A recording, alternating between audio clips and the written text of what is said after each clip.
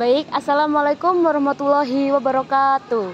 Perkenalkan, saya Antika Saputri dengan NPM 043 dan rekan saya.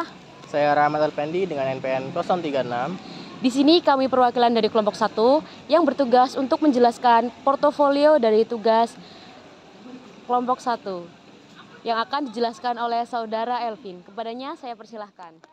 Baiklah, di sini saya akan menjelaskan materi pertama dari portofolio Pancasila kelompok 1, yaitu latar belakang. Kronologi perumusan dan pengesahan Pancasila. BPUPKI merumuskan Pancasila sebagai dasar negara Indonesia pada sidang pertama tanggal 29 Mei sampai dengan 1 Juni 1945. Lalu sidang kedua tanggal 10 sampai 16 Juli 1945. Terbentuknya Panitia 9 pada tanggal 22 Juni 1945 merancang pembukaan Undang-Undang Dasar dan lahirnya Piagam Jakarta dari Rapat Panitia 9 yang disepakati oleh BPUPKI pada sidang kedua, tanggal 14 Juli 1945.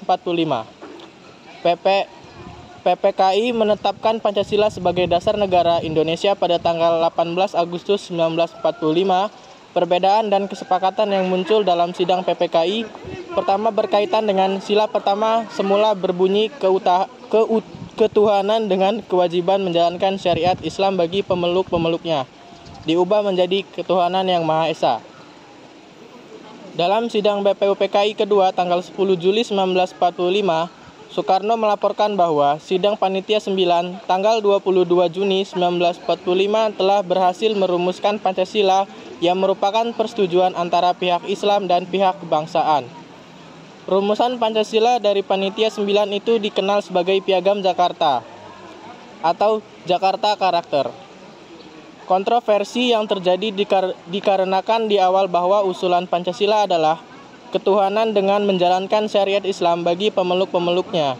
Kemudian muncullah perdebatan yang mana itu dijembatani oleh Dr. Muhammad Hatta berkaitan dengan hal itu karena memang negara Indonesia adalah negara yang plural, futural, majemuk, sehingga dengan adanya syariat agama Islam, kemudian melalui Dr.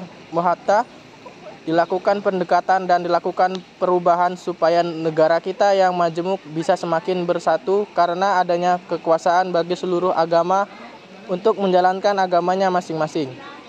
Supaya tidak terpecah sebagai bangsa, tokoh pendiri bangsa yang bermusyawarah telah bermufakat untuk menghilangkan bagian kalimat pada kalimat yang terdapat pada sila pertama Pancasila tersebut dan menggantikannya dengan rumusan ketuhanan yang Maha Esa.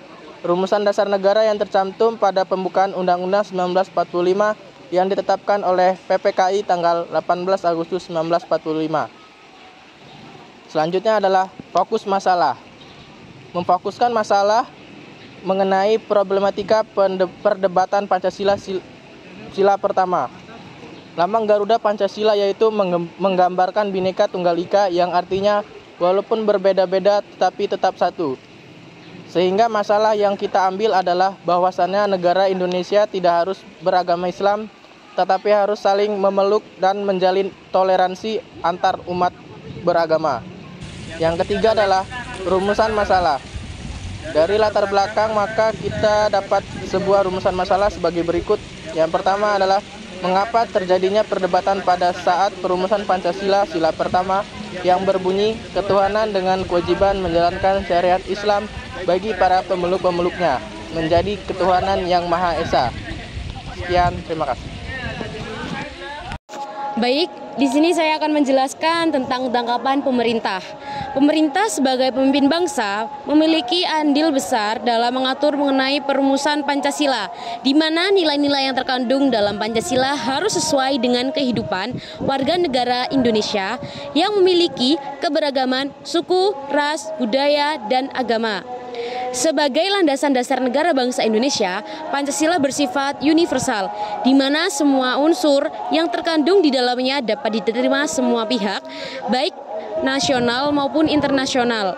Itu disebabkan Pancasila merupakan kepribadian bangsa Indonesia dan mengandung unsur-unsur luhur jiwa bangsa. Lalu selanjutnya ada tindakan yang dilakukan. Tindakan yang dilakukan adalah dengan cara musyawarah dan mufakat melalui beberapa proses seperti yang pertama, terbentuknya BPUPKI. Yang kedua, sidang BPUPKI 1 yaitu tanggal 29 Mei sampai 1 Juni 1945. Lalu yang ketiga ada sidang BPUPKI yang kedua yaitu 10 sampai 16 Juni 1945. Dan yang keempat, terbentuknya Panitia 9. Lalu yang kelima ada lahirnya Piagam Jakarta. Yang keenam, perubahan Pancasila sila pertama. Lalu yang terakhir, ditetapkannya Pancasila sebagai dasar negara. Yang terakhir adalah penyampaian aspirasi kepada pihak yang berwajib.